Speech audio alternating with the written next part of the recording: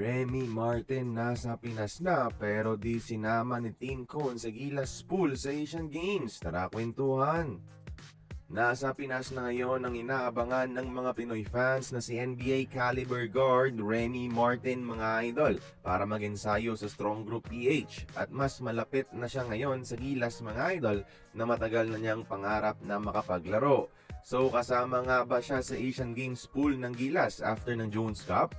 Most likely, init sa puwera na naman siya ng SBP kahit nasa Pinas siya.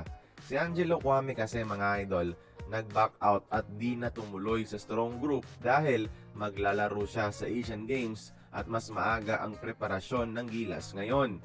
Si Remy Martin tuloy pa rin sa Jones Cup, so ibig sabihin hindi siya naimbitahan ng Gilas maglaro sa Asian Games kahit eligible naman siya bilang local.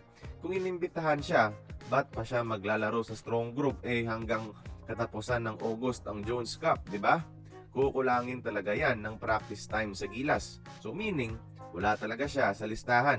Sayang, dahil di pa naman makakapaglaro ang mga key players natin kagaya ni Dwight Ramos.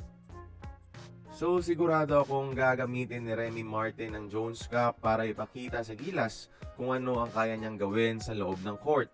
Kung ano ang na-miss out nila sa kanya sa pag-itsapuera sa kanya sa Asian Games pool.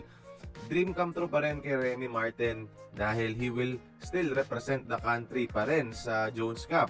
Pero malay natin, baka magbago ang isip ng SBP at biglang imbitahan at ihabol pa sa pool si Remy Martin kung maganda talaga ang ipapakita niyang performance sa Jones Cup. Nothing is final pa rin naman para sa Asian Games lineup ng Gilas Pilipinas. Kaya kayong mga idol, gusto nyo bang makita si Remy Martin sa Gilas sa Asian Games? Like this video if oo, join the conversation. Magkomento lamang sa ibaba.